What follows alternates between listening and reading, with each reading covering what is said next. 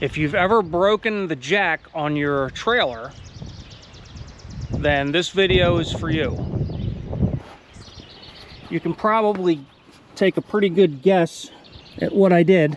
I had a load of boiler wood in here, and I had to slide the trailer ahead.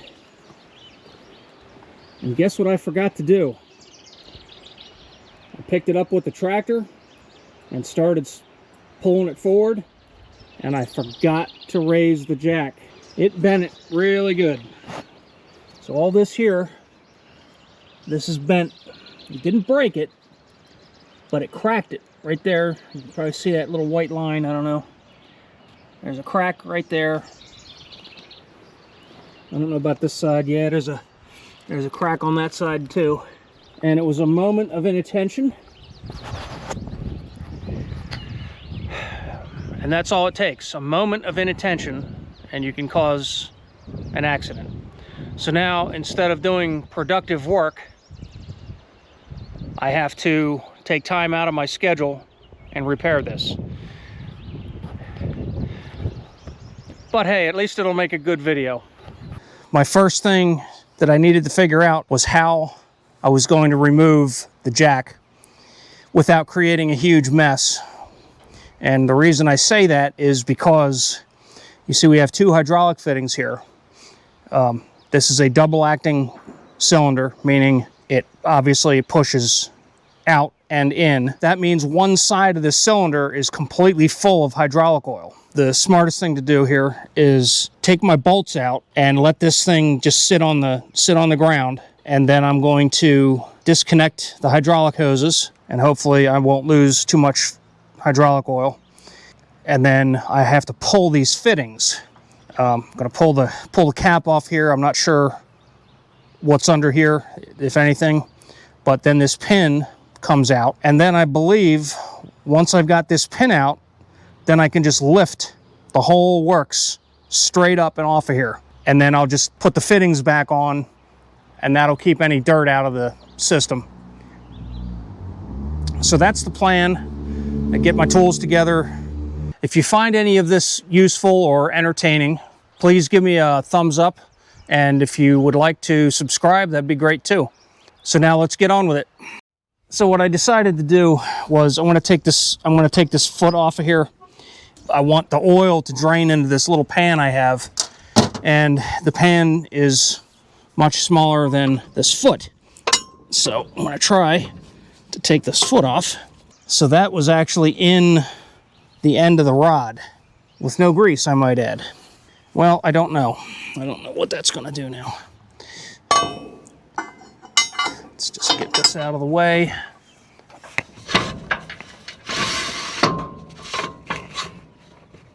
Yeah, okay. I'll put the pan under here.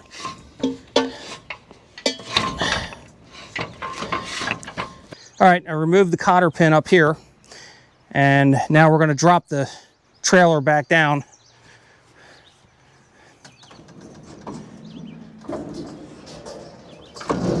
Okay. Since we've disconnected the rod at the bottom, I shouldn't lose too much hydraulic oil. So we're going to have to take it off at the hose end here.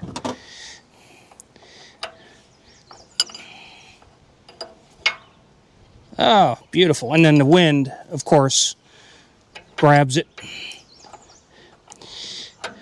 Ah!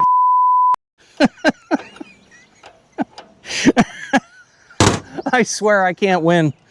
I cannot win with hydraulic oil. Hydraulic oil just attacks me every chance it gets.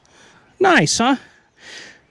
What I was attempting to do was gently crack the fitting, and if there was any pressure on there, that it would come off gently. It came off gently, all right, right under my pants. But the important thing is that, especially with hydraulics, that you relieve any pressure prior to working on this stuff. Because what'll happen is, what kind of just happened, was just a little tiny bit of pressure in there. They put these holes, I don't know if you can see it or not. So anyway, there's a hole in the side of the fitting here, in the side of this JIC fitting. That is to relieve the pressure. Well, I didn't realize it had a hole in it. when I cracked it, it went all over my pants. So I ruined yet another pair of pants, but that's okay. It happens. Happens to me all the time. Okay, now when I said this was an O-ring fitting, this is what I meant. All right, so you see that O-ring right there, and that's the seal. So now we'll get the other one out. No, now you want to come off of there. Okay, that's fine.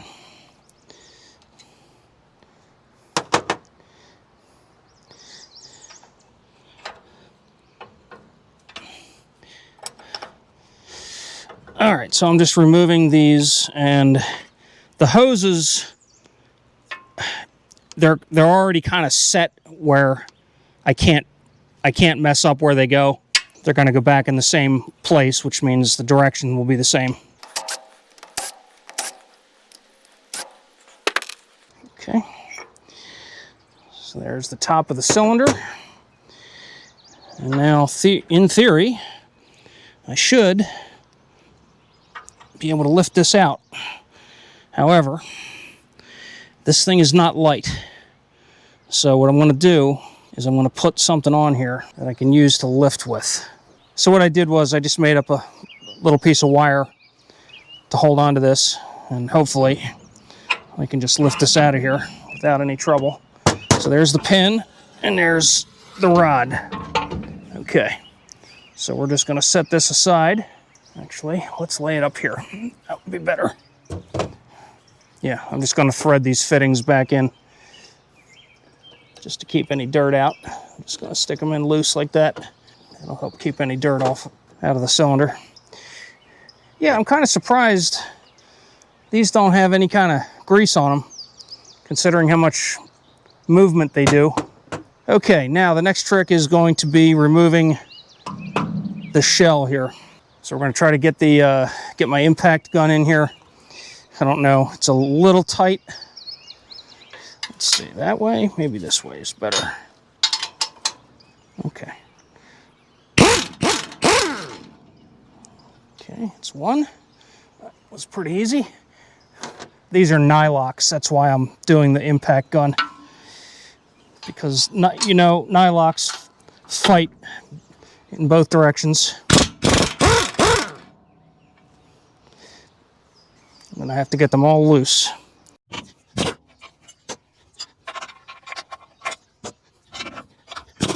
They came out easier than I thought they would. They don't appear to be, these don't appear to be bent. The holes in the trailer frame though, they're a little bulged. That shouldn't be too big of a deal. I can probably whack them with a hammer. Okay, so now this shell should lift right off here.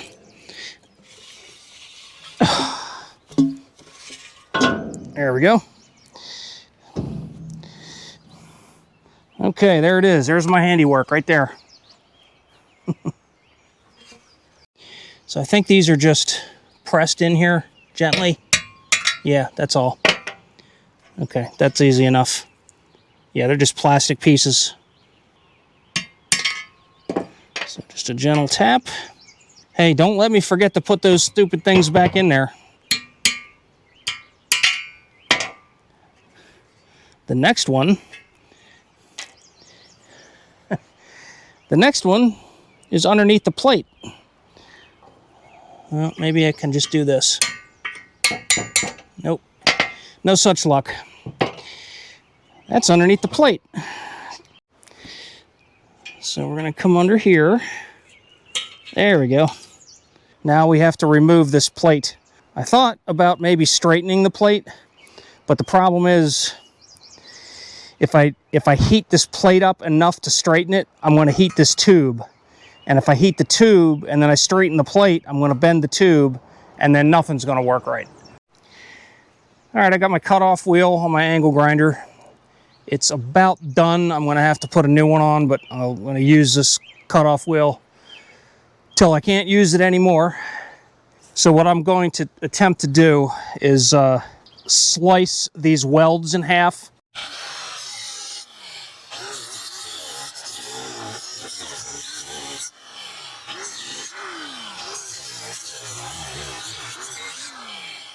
So the object is to cut the weld as far away from the tube as possible, because I don't want to cut the tube.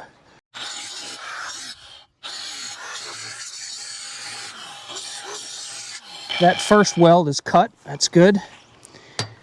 Now I have to flip this around and do the other side.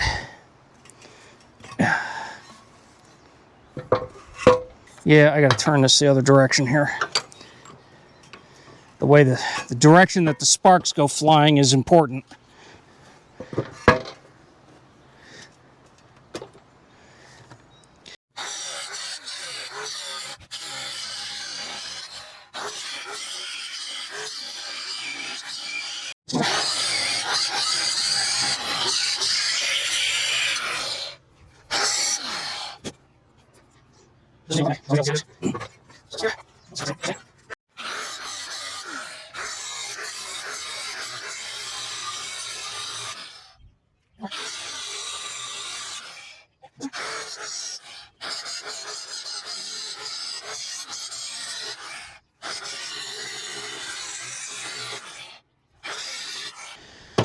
Okay, so now we're going to see if we can whack this with a hammer and make it come off of there.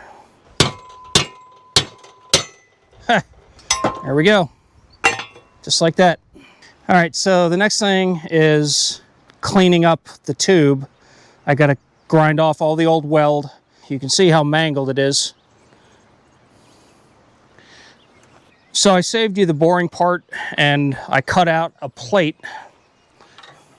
I had this piece of plate that I use for making steel targets. So I cut a corner off of it. I cut the plate out. I squared it up. Now I've centered the old plate on the new plate. And what I'm going to do is I'm going to mark my holes. So I've got this punch. This is a centering punch. So it's got a tiny little dimple on the end. And this one happens to be 1/2 inch. It's pretty close to the size of the hole. So I'm going to get it more or less centered. It doesn't have to be totally perfect because these holes are oversized. And I've clamped this to the bench so that it can't move when I do this.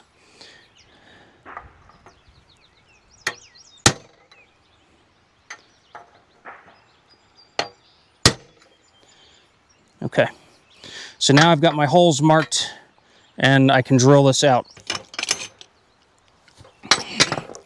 So I'll show you here. This is the plate. And I squared up the edges. I actually squared up the edges on the milling machine. Okay, we're going to set this up on some parallels. Lay the parallels in here. And my vise is just big enough. And I'm not going to go too crazy. I'm going to wiggle these holes.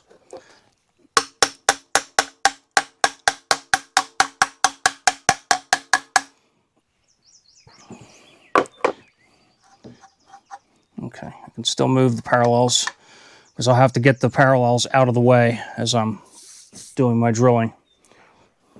Now, when I say I'm going to wiggle the holes, this is what I mean. This device right here is a wiggler. And you'll see when I turn the machine on. Okay, so you see it's wiggling. So what I'm going to do is I'm going to put my thumb on it. Stop that. Just on the very end until it stops moving. Okay, now it's perfectly stationary. So what I'll do is I'll put the tip of that in each hole, and then I'm going to write down my coordinates from my DRO. So I'm going to start with the first hole, my closest hole here. So all I'm doing here is I'm locating the holes. I have to use 2 different drill bits. I have to use a pilot drill, and then I have to use a drill to drill it to the full size. So it's very hard to see. I'm trying to get that right dead center. That is 0, 0. And that should be really close. And it is very close. But this will be close enough. All right. Sorry for the shaky camera there. I'm writing this on my vise. 0,0. This one is 0.013. XY is 3.013.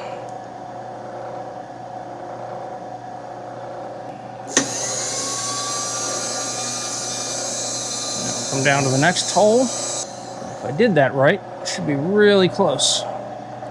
It is pretty darn close. So X equals minus 5.959.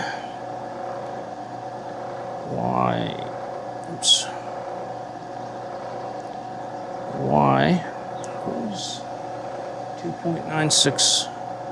2.96. X is minus 5.87. Y is 0.31. In case you're wondering what I'm looking at, this is my DRO, and this is the X scale, and this is the Y scale. And as I'm moving the table back and forth, these two change accordingly. This is the Z. This is up and down. It's the Z axis, and that gives me 0.555. So we're going to use a 9/16. Yeah, that's as close as I'm going to get.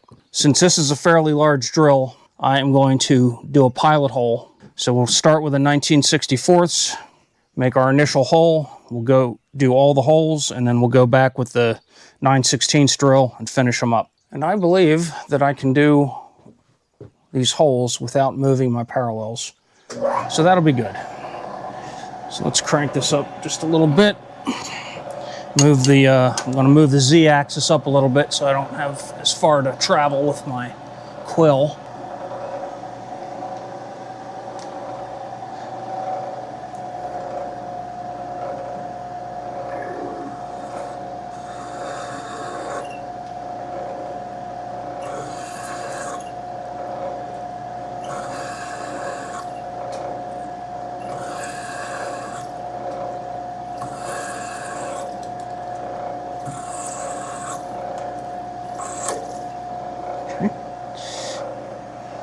Okay, now I'm going to switch drill bits.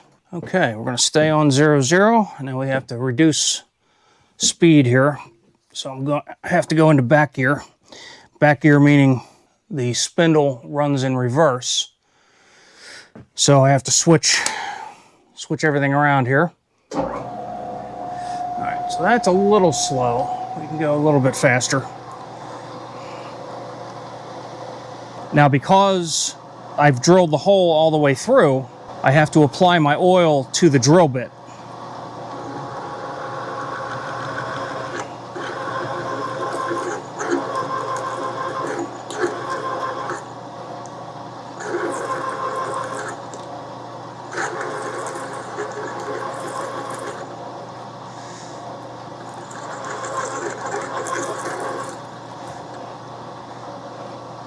My 9/16 drill bit is what's known as a split point bit.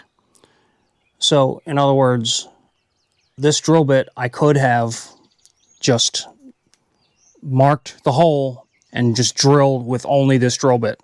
So I could have done it that way. I chose not to because it's easier on the machine to drill a pilot hole first than to try to take all this material out in one shot. That's what a split point does. A split point lets you actually, if you know your coordinates, you don't even have to center punch it because the split point will create its own center. Just for kicks, I'm going to line this up and I'm going to drop all these bolts in the holes. Just in case I need to fix something, it's going to be a heck of a lot easier to fix it now than after I weld this on. So in theory, these ought to drop right in, and they do. So we're good there. That means the plate is made correctly. Somehow I managed to get my plate lined up and square to the tube. And that's why I wanted perfectly square edges, so I didn't have to guess. There you go. I marked the center of the plate, and then I marked the center of the tube. And then I lined it up left to right, and then I squared it up with this. And because the corners of the tube are not square, I'm using a block up against the side of the tube as my reference. So everything is pretty square. I'm going to MIG weld some tacks on here. I've already cleaned this up, degreased it. So I'm going to get some tacks on here so that it can't move. Then I'll come over here and put some tacks on this side that it can't move. And then depending on how the tacks go, I'm going to decide if I'm going to continue to use the MIG welder or if I'm going to switch over to a stick.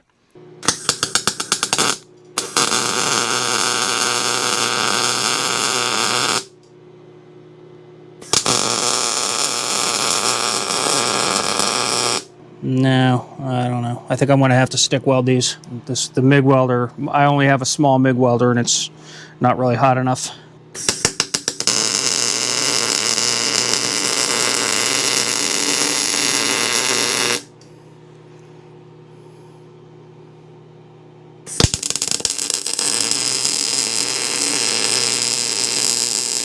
I've got some 60-10 rods. I could do that with 70-18, but my 70-18 rods are really old. So I'm going to run these small 60-10s and see how that does. Gives you a little more penetration, but I got to be careful that I don't burn a hole through the tube. And I have a whole tube of these things, and these are 3/32 diameter. And I'm starting on 65 amps. May have to change that. Now, because the tube is thinner than the plate, I need to keep most of my heat on the plate. So as I do this, I'm going to start on the plate and then I'm just going to weave down onto the tube.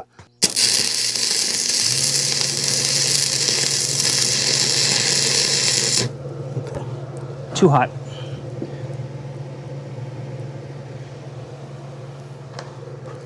Let's drop that down to 50 amps. That's better.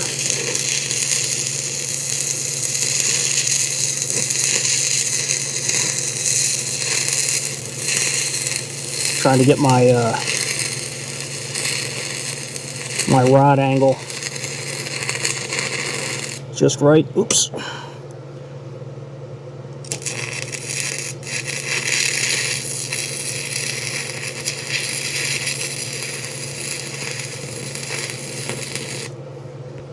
Come over and do this side. All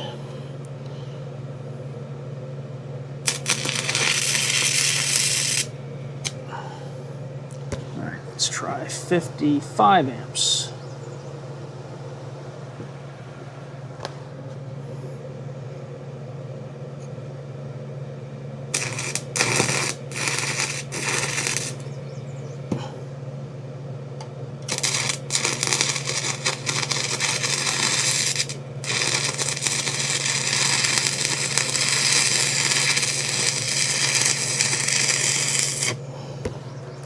Ran out of rod. It's the only problem with these thin ones. You run out of rod really fast.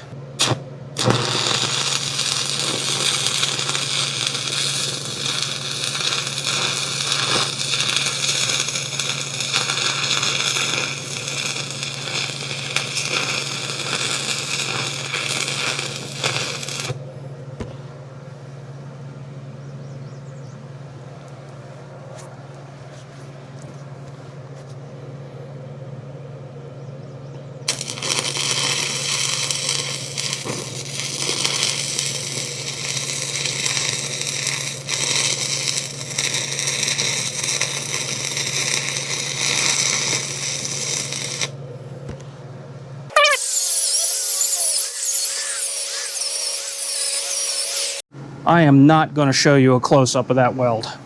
That is embarrassing. Totally embarrassing. Anyway, part of the problem was I can't see what I'm doing. The camera was in the way. So I was trying to work at a weird angle. Got everything out of the way. Let's see if I can do a little better here.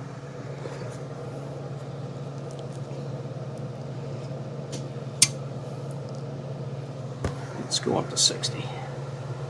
That a little warmer.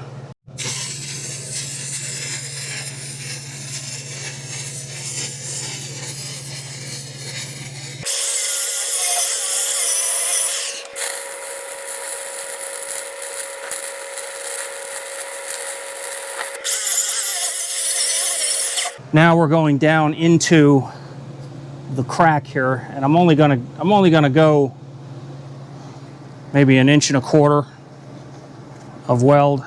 That's all we really need.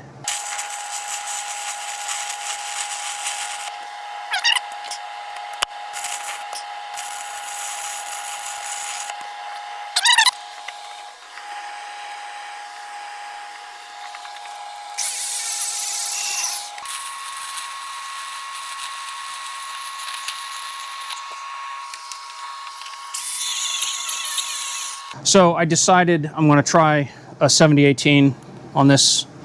I just really, 6010s make such an ugly mess. So I'm going to try this and see what happens. I turn my heat up a little bit, get a little better penetration.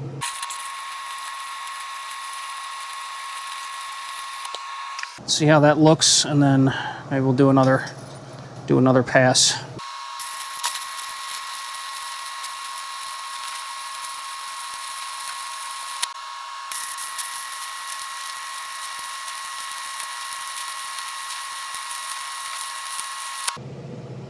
That's the best one. The other ones look far, far worse, if you can believe that. Now I need to find some paint and get that on there to preserve it. And that'll be it. I'm going to save you that boring part, and I'll pick this up when I start to reassembly. Now we're going to try to get this reassembled. All right, so let's see if we can get a couple bolts started here.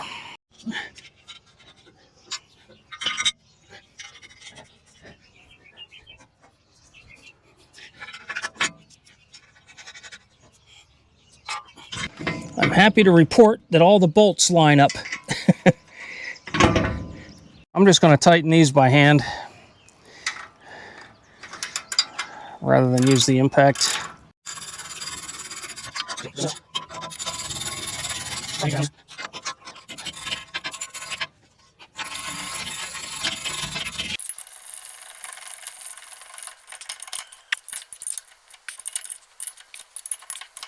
That's back on. Looks reasonably straight. Okay, so now I'm going to put the sleeve back in, and I'm hoping that it slides in with no issues. But I already see I've got a problem.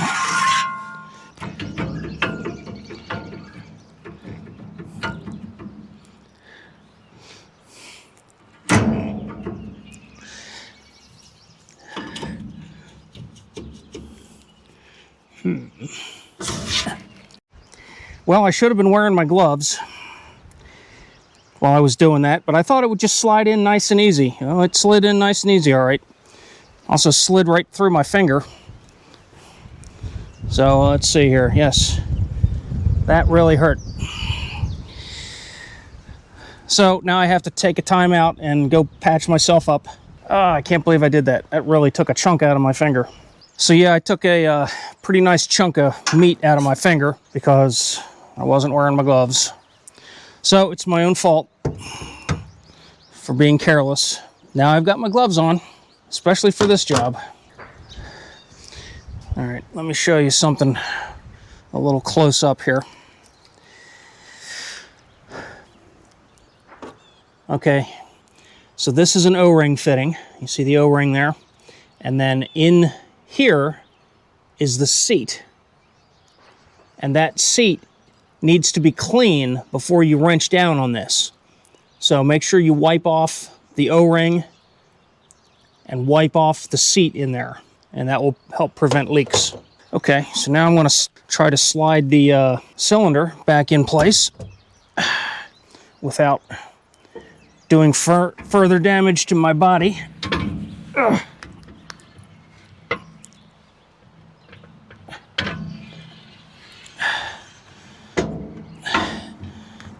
Okay. Now I need to get my pin ready. Get the pin in here. I guess in a screwed up kind of way.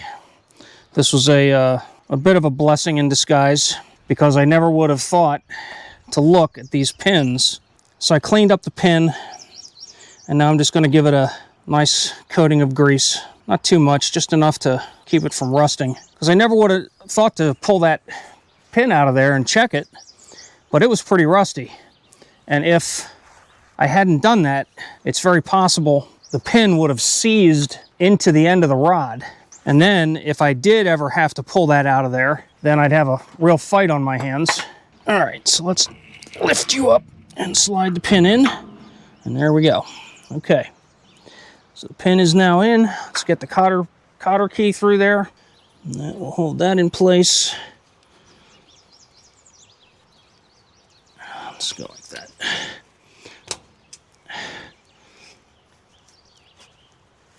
Now I'll pull off the my little lifting wire. Get that out of the way. I can't work with these little screws with gloves on.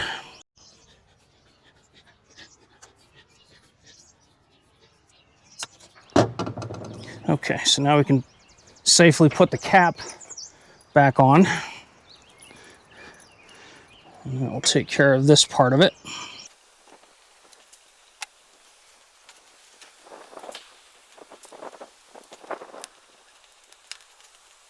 I'll take my rag, and we're going to wipe off.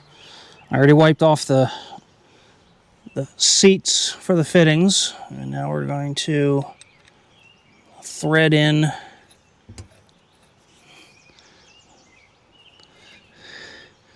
the fitting and get that in there.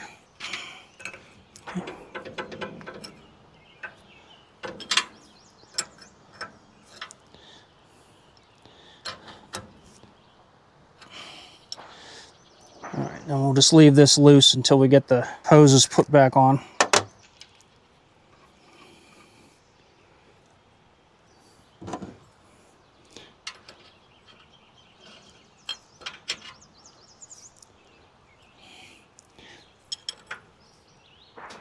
Okay, takes care of that. Thread this on.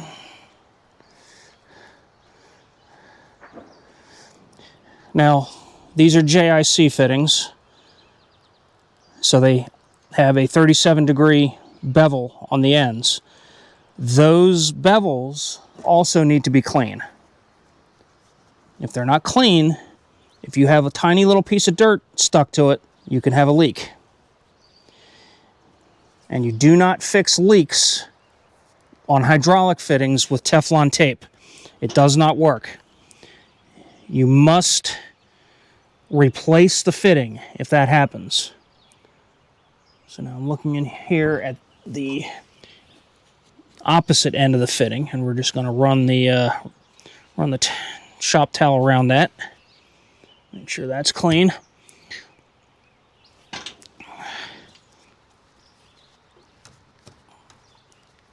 Because the tiniest piece of dirt stuck in there and you'll have a leak. And there's nothing that I hate more than hydraulic leaks. They're so messy and nasty. They ruin your clothes. Time to put the gloves back on. And now we will tighten these.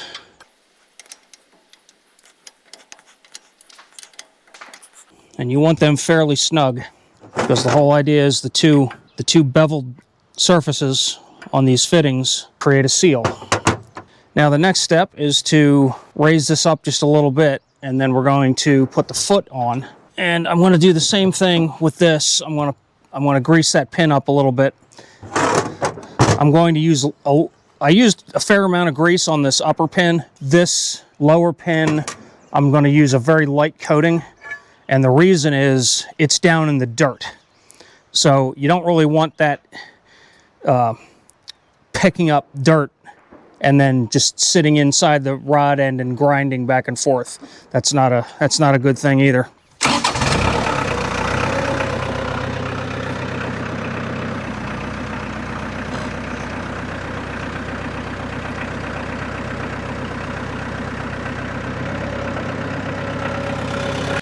So put that down there.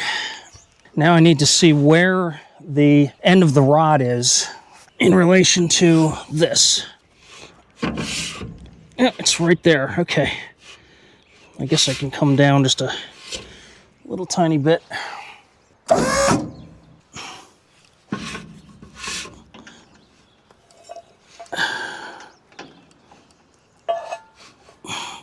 Let me not lose my cotter pin. I'll put that out of the way here.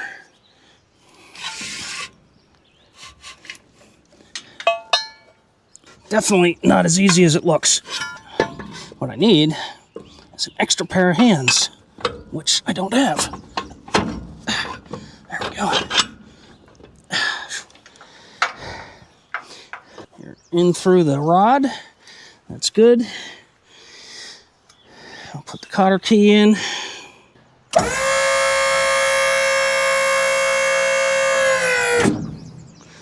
Project is done. A lot of work for a stupid mistake, but we successfully made a new, fabricated a new plate, welded it to the tube, and then reassembled everything, and good as new. The moral of the story is, don't do that. Okay, everybody, thank you for watching. If you have any questions or want to leave some comments, please do so down below. Everyone have a great day. We'll see you later.